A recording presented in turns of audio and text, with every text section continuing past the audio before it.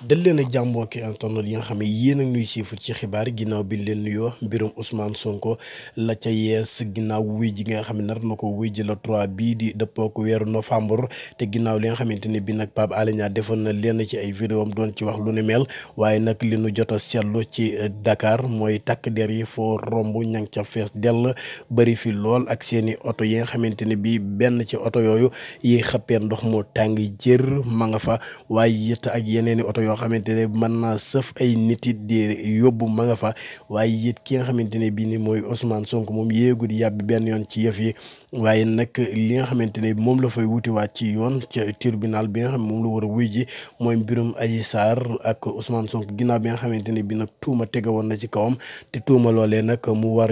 war koo leeral ci lenn li nga xamante ne bi moom la nit ñi wax loolee tax na nag ñu wooluwaat ko foofee ca yoon ngir mu leeral li nga xamante ne bi moo jàlloon ki nga xamante ne bii nag mooy Pape Alé Niang ginnaaw bi nga xamee ne moom it waxoon na ci lu mel noonu